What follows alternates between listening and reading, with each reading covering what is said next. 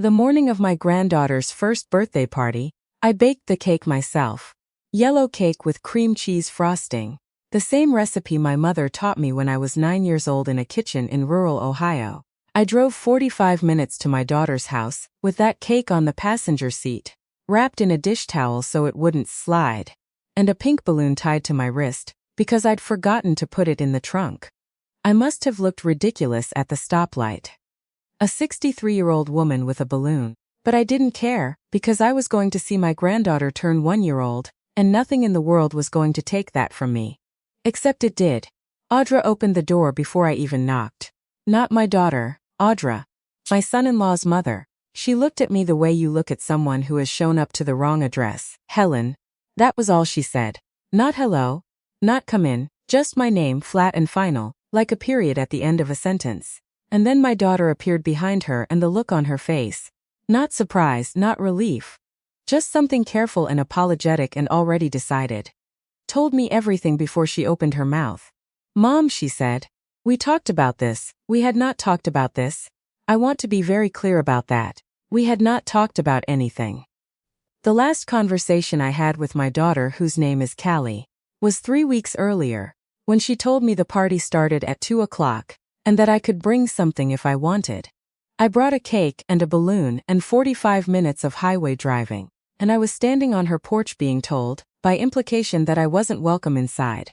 I didn't cry. I didn't raise my voice. I didn't ask Audra to step aside, even though every cell in my body wanted to. I handed Callie the cake.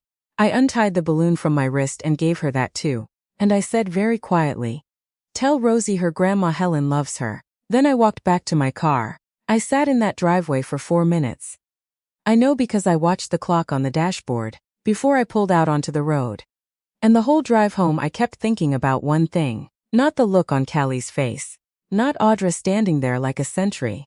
I kept thinking about the storage unit on Millbrook Road, where I had been quietly putting things for the past 11 months. Boxes and folders and photographs and documents. A record of everything.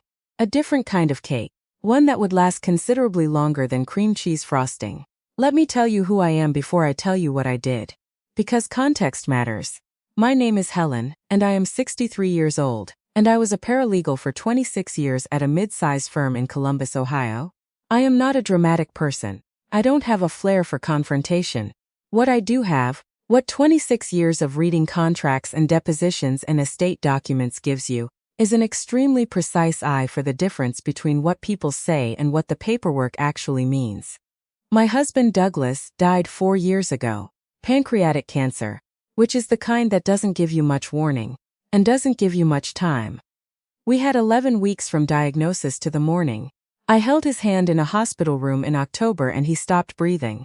11 weeks to say everything, and somehow we still didn't say enough. That's always how it is, I think. Douglas was an accountant. Quiet, methodical, not given to extravagance. We lived in the same house for 31 years. We drove sensible cars. We took one vacation a year, usually somewhere within driving distance, usually somewhere with a lake. He collected antique maps. I collected nothing, because I always said I had enough already. What I did not know, until I sat across from our estate attorney a week after the funeral, was how much Douglas had accumulated in the way of investments, retirement accounts, and a small portfolio of rental properties he had managed entirely himself without ever once bringing it up at dinner. He had also, in the final months before he got sick, restructured everything under a revocable living trust that named me as sole trustee. Not Callie, me. The attorney, a calm man named Mr. Whitfield, handed me a summary sheet and watched my face. I had to read the total number twice. Douglas had left behind just over $1.4 million in combined assets, retirement accounts, 2 rental properties in the suburbs, and a brokerage account that had been quietly growing for 15 years. None of it flashy. All of it real. He had left a note with the documents, just a single paragraph in his handwriting. "Helen, this is for you to steward. You'll know when and how and whether to share it. Trust your gut. You always had better instincts than me." I folded that note and put it in my purse, and I have kept it in the drawer of my nightstand ever since. I told Callie about the estate, in general terms, a few months after the funeral. I told her there was a trust, that I was the trustee, and that her father had wanted things handled carefully. I did not give her numbers. That was a deliberate choice, one that Douglas had essentially already made for me. What I didn't expect was that telling her anything at all would be the mistake. Because 3 months later she started dating Marcus. I want to be fair about this. I am trying very hard to be fair, even now. When Callie first introduced Marcus to me, at a Sunday dinner in February, my initial impression was simply that he was confident in a way that made me slightly uncomfortable. Not rude. Not obviously anything wrong. Just the kind of confident that comes from a person who has already decided what they think of a room before they walk into it. He worked in real estate investment. He talked about markets the way some people talk about sports. Constantly, enthusiastically, and with an assumption that everyone else was as interested as he was. He asked me, within 15 minutes of sitting down, whether the house had been appraised recently. I said I wasn't sure. He said, "Properties in this zip code are moving fast. You'd be surprised what you could get for it." I passed him the bread rolls and changed the subject. Callie looked at him the way Callie had always looked at people she was trying to impress. I recognized it from high school. It made my chest ache a little. They moved in together in May. By July, Callie's calls to me had gone from twice a week to every 10 days. By September, there was always a reason she couldn't make Sunday dinner. By Christmas, Marcus's family had apparently claimed every holiday, and Callie called me on December 26th to apologize and tell me she'd stopped by soon. She did not stop by soon. What she did do, in February of the following year, was call me to say she was pregnant. I cried. I genuinely cried, sitting at my kitchen table with the phone pressed against my ear. I was going to be a grandmother. That was real. That was good. That was something I held on to. But by the time Rosie was born, in October, something had shifted in ways I couldn't fully articulate. Callie came home from the hospital and into a routine that apparently had no room for me in it. Marcus's mother, Audra, was there constantly. She had moved into their guest room for the first few weeks. She was still there 4 months later, when I came for a Sunday visit, and found her folding my granddaughter's laundry at the kitchen table. I brought flowers. I was told Rosie was sleeping and they didn't want her woken up. I stayed for 40 minutes. I drove home. It happened the way these things always happen, I think. Not in one dramatic moment. In 100 small ones, each easy to explain away, each carrying just a little more weight than the one before. Callie stopped sharing photos with me directly and only posted them on social media, which meant I was seeing my granddaughter the same way strangers did. When I asked to babysit, there was always a scheduling conflict. When I offered to bring meals, Audra was already cooking. When I mentioned that I'd love to have Rosie over for a weekend sometime, Callie said, "We'll see how things go." In the same tone you use with someone who keeps asking for something you've already decided not to give. And then the phrases started appearing. The same kind of phrases. "Marcus thinks you're a little overwhelming sometimes, Mom." "Marcus feels like you don't really understand our boundaries." Marcus mentioned that maybe it would help if we had more space. I recognized it because I had spent 26 years reading the language people use when they're being coached. Then came the afternoon in March. Rosie was about 5 months old. When Callie and Marcus came to my house together and sat at my kitchen table, and Marcus, not Callie, explained that they were thinking about their financial future, and that my house, given its location and the current market, would be an ideal investment opportunity for the family. He had a folder. He had printed comparables. He used the word equity 4 times in 6 minutes. What he was proposing, in the warmest possible language, was that I sell my house and give them the proceeds, and that they would, in turn, ensure I was taken care of. In a smaller place, a condo maybe, something more manageable for one person. I looked at Callie the whole time he was talking. She was looking at the table. When he finished, I asked her directly, "Callie, is this what you want? Is this your idea?" She glanced at Marcus. She said, "We've talked about it together." That was not the answer I asked for. I told them I'd think about it. I offered them coffee. I walked them to the door, and when it closed I went to my bedroom. I sat on the edge of my bed and I picked up the phone. Not to call Callie back. Not to cry to a friend. I called Mr. Whitfield. And then I started building. It took me 11 months in total. 11 months of doing what I had done for 26 years in a professional context.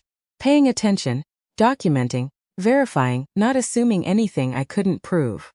I hired a private financial investigator named Miss Tran, who was referred to me by a colleague from my old firm. She was methodical, efficient, and spoke in the flat, precise tone of someone who had seen versions of every story before, and was not surprised by any of them.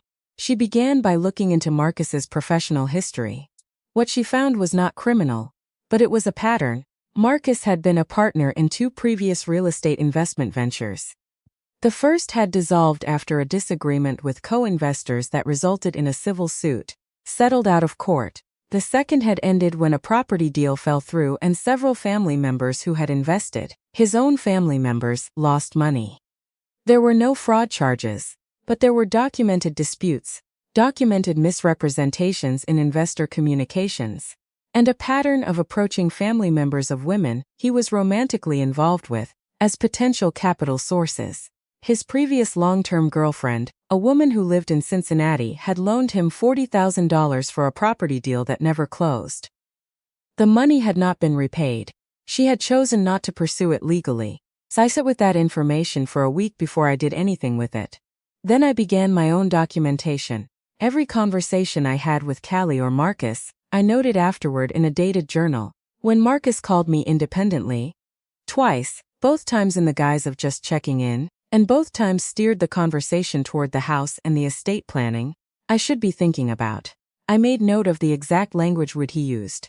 I also, on the advice of Mr. Whitfield, had the trust reviewed and reinforced. The rental properties were restructured. The brokerage account was moved to a new institution with additional protective designations. Mr. Whitfield was thorough and unhurried, and at the end of our last meeting he looked at me across his desk and said, "Helen, you've done everything correctly. Nothing here can be touched without your explicit, documented, notarized consent." I told him I hoped it never came to that. He nodded in a way that suggested he'd heard that before too. The birthday party was supposed to be Rosie's first, a milestone I had been looking forward to since October, since the day I stood in a hospital room and held that baby for the first time. And she wrapped her fingers around my pinky, and I understood completely why people say that particular thing changes you. It does. There is no way to prepare for how much. The invitation came through Callie's social media story. A pink graphic with balloons and a time and an address, her address, and the phrase "celebrating our girl." I was not called. I was not texted personally. I saw it the same way everyone else did. But I told myself, that surely I was included. I was her grandmother. Of course I was included. I baked the cake, I tied the balloon. I drove 45 minutes, and Audra opened the door. When I got home from that driveway, I didn't eat dinner. I sat at the kitchen table where Marcus had once put his property comparables in front of me, and I let myself feel exactly how angry I was for about 20 minutes. Then I got up, washed my face, and made a phone call. What happened next, I want to be precise about, because precision matters. I instructed Mr. Whitfield to draft a formal letter, on firm letterhead, addressed to Callie as the sole named beneficiary under Douglas's trust.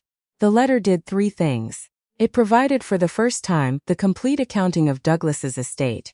Every account, every property, every asset, the full number, which Callie had never been shown. It notified her that under the terms of the trust, which Douglas had structured with specific behavioral and legal clauses, the conditions for any transfer of assets had been reviewed and found to be unmet due to documented third-party influence and prior misrepresentation regarding estate property. And it included Ms. Tran's summary report on Marcus attached as an exhibit. I also drafted, with Mr. Whitfield's guidance, a brief personal note that I attached to the front of the legal letter. Not angry, not dramatic. Just clear. Callie, your father built this for you. He asked me to protect it until I was certain it would reach you and not someone who was using you to get to it. I am still protecting it. I love you. Mom. I did not send it to her phone as a text. I sent it as a certified letter, return receipt requested, to her home address, on a Thursday morning, to arrive on a Saturday, when I knew Marcus would be out of town for a conference he'd mentioned 3 weeks earlier. I know the letter arrived because the return receipt came back signed in Callie's handwriting on a Monday. I did not hear from her for 11 days. When she called, it was a Tuesday evening. Just before 8 o'clock, I was sitting on the back porch with a cup of tea, the kind of cool spring evening that Douglas always liked, and when I saw her name on my phone, I set down the cup very carefully before I answered. She didn't say hello. She said, "Mom, I need to know if everything in that letter is true." I said, "Every word." There was a long silence. Then she said, "The thing about the woman in Cincinnati." I said, "Yes."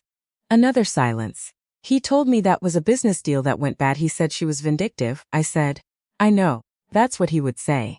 Miss Tran spoke to her directly. "She has documentation." Callie was quiet for so long that I thought the call had dropped. Then I heard her exhale. Not a sigh, something deeper than that, and she said, "How long have you known?" I told her. I told her the whole timeline, the way I had built it, the reason I had waited, the reason I had chosen a Saturday to send the letter. I did not edit myself. I did not soften the parts that made me look like I had been patient when I wanted to scream. I told her the truth the way you tell the truth to someone you love, completely, and trusting them to be able to hold it. She listened without interrupting. At the end she said, very quietly, "Mom, I told him things about the estate. He asked questions and I answered them. I thought I was just telling him about our family." I said, "I know, sweetheart, that's how it works. It doesn't feel like being used. It feels like being close." She didn't say anything for a moment. Then, "I sent him away this afternoon. I asked him to take his things and go." I closed my eyes. "He said you were manipulating me," she said. "He said the letter was a power move. He said you'd always tried to control us." I said, "What did you think?" she said. "I thought about the birthday party. We talked until almost midnight. She told me things I hadn't known. The way Marcus had gradually begun controlling the finances of their shared accounts. The way he'd framed every conversation about my calls or visits as a sign that I was enmeshed and unable to respect their independence. The way he'd worked to convince her that every act of love I had ever shown was actually a form of manipulation. That my bringing food was hovering. That my calling was intrusion. That my wanting to babysit was an attempt to assert control over their parenting. She believed him, she said. Not because she was foolish. Because she was tired and new and she trusted the person sleeping next to her. And he was very, very good at sounding reasonable. That is the thing I want people to understand. It doesn't feel like being deceived. It feels like finally being seen clearly. And by the time you realize the clarity was manufactured, you've already built your life around it. The months after that phone call were not simple. They were better, but not simple. Callie had to untangle herself from a shared lease, a shared bank account, and the ongoing presence of Audra, who had, it turned out, been more aware of Marcus's intentions than she had let on, and who called me once to her credit to apologize in terms that were brief and sincere, and which I accepted without cruelty, because she was a mother too and her situation was not uncomplicated. Marcus did not go quietly in the legal sense. He consulted an attorney and raised a claim regarding verbal promises about real estate investment that he alleged I had made. I had made no such promises. I had made notes of every conversation. Mr. Whitfield dispatched that claim in a single written response. It was withdrawn within 2 weeks. Miss Tran's report eventually reached the woman in Cincinnati, through proper channels, not from me directly. I want to be clear about that. And she has since reopened the civil matter with new representation. That is her business, not mine. I hope it goes well for her. Callie and Rosie moved into a smaller apartment about 10 minutes from my house in June. Not because I suggested it. Because Callie chose it. The first weekend they were there, I came over on a Saturday morning and made pancakes. And Rosie sat in her high chair and slapped her hands on the tray, and flung a piece of banana across the kitchen, and I laughed in a way I hadn't laughed in more than a year. We are not a family that has everything figured out. I want to be honest about that too. There are things Callie and I still need to say to each other, that we haven't quite found the words for. There are questions she has about her father's estate, about the choices I made, about whether I could have intervened sooner, that I don't always have clean answers to. She started seeing a counselor in August. I joined her twice and I'll go back when she asks. On a Sunday in September, Callie brought Rosie over for dinner, and after we ate and Rosie had fallen asleep in the portable crib I keep in the spare room, Callie and I sat at the kitchen table with the same tea that Douglas used to drink, and she asked me something I hadn't been expecting. She said, "Dad's note, the one he left with the documents, what did it say?" I had kept it in my nightstand for 4 years. I had read it once. The night Mr. Whitfield gave it to me, and then I had folded it and let it sit there, a small piece of Douglas in the dark of my drawer. I got up and got it. She read it slowly. When she looked up, her eyes were full. She said, "He knew," I said. "He always knew more than he said. He was like that." She folded the note and handed it back to me very carefully, like it was something breakable. Then she said, "Thank you for doing what he asked." I put my hand over hers. I have thought a great deal about what I would do differently, and the answer is less than I might have expected. I should have said something earlier about Audra and the laundry. A small thing, but it festered. I should have found a way to tell Callie I saw the pattern forming, even knowing she might not have believed me. Because she deserved to hear it, even if the timing was wrong. I let too many small moments go by because I was afraid of being labeled difficult. That is not wisdom. That is just conflict avoidance with a better name. But here is what I know now, sitting on this side of it. There is a particular kind of strength that does not announce itself. It does not make scenes. It does not send angry texts, or show up at doorways demanding to be heard. It keeps records. It reads the fine print. It waits, not passively, not helplessly, but strategically, the way a person waits who knows that the truth has a longer shelf life than any lie told to cover it up. Audra saw a woman alone in a too big house with too much time on her hands. Marcus saw a source of capital with no one to protect her. They saw the wrong thing entirely. Douglas saw me. He saw me 40 years ago in a break room in Columbus over a truly terrible cup of coffee, and he never stopped seeing me after that. He left me a note that said to trust my gut, and I did, and everything I was able to hold on to, my home, my granddaughter, my daughter, I held because of that. If you are a mother or a grandmother watching someone slowly build a wall between you and the people you love, I am not going to tell you what to do. Every family is different. Every situation has its own particular shape of hurt. But I will say this. The quietest move is often the most powerful one. Do not waste your energy proving your worth to people who are not interested in the proof. Spend it building, documenting, knowing exactly what is yours and exactly what can and cannot be taken from you. The truth does not require an audience to be true. It just requires patience. And sometimes a certified letter, return receipt requested, delivered on a Saturday morning when the right person is home alone. Rosie is 14 months old now. She has 4 teeth and strong opinions about mashed sweet potato, and an absolute conviction that the dog next door belongs to her personally.